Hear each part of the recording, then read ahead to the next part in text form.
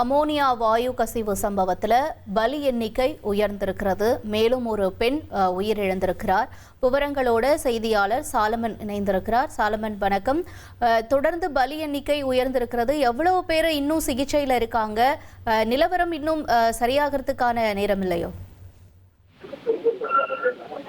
திருவள்ளூர் மாவட்டத்துல இருக்கக்கூடிய பெரியபாளையம் அருகே இறால் பதப்படுத்தக்கூடிய தொழிற்சாலையில அமோனியா வாயு கசிவு ஏற்பட்டது.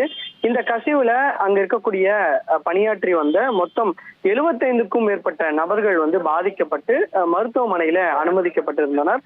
அரசு மருத்துவமனை மற்றும் தனியார் மருத்துவமனையில அனுமதிக்கப்பட்டிருந்த நிலையில தற்போது மேலும் ஒருவரானது இந்த அமோனியா வாயு கசிவுல சிகிச்சை பலனின்றி உயிரிழந்திருப்பதாக தகவல் தெரிவிக்கப்பட்டிருக்கிறது. இதுவரை மொத்தம் 10 நபர்கள் உயிரிழந்திருப்பதாக தமிழக அரசு தரப்புல ஒரு தகவல் தெரிவிக்கப்பட்டிருக்கிறது. தற்போது 10வது நபராக ஒரு பெண் ஒடிசாவை சேர்ந்த சுபாஷி சுயாங்கா என்ற 18 வயதான பெண் ஒருவர் ராஜீவ்காந்தி அரசு மருத்துவமனையில சிகிச்சை பெற்று வந்த நிலையில அவர் சிகிச்சை பலனின்றி இன்றைய அதிகாலை உயிரிழந்திருப்பதாக தகவலானது தெரிவிக்கப்பட்டிருக்கிறது.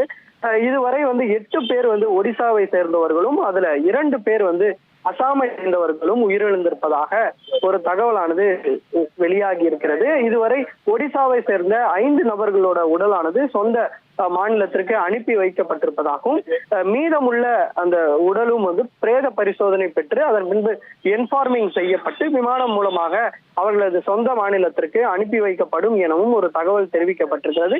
இதுவரை 10க்கும் மேற்பட்ட நபர்கள் டிஸ்சார்ஜ் ஆகியிருப்பதாகவும் ஒரு மருத்துவமனை தரப்புல ஒரு தகவலானது தெரிவிக்கப்பட்டிருக்கிறது. இதுல 10க்கும் மேற்பட்டோர் இன்னும் கிரிட்டிக்கலாக தீவிர சிகிச்சை பிரிவிலேயே அனுமதிக்கப்பட்டு சிகிச்சை பெற்று வருவதாகவும் மருத்துவமனை தரப்புல தகவல் தெரிவிக்கப்பட்டிருக்கிறது.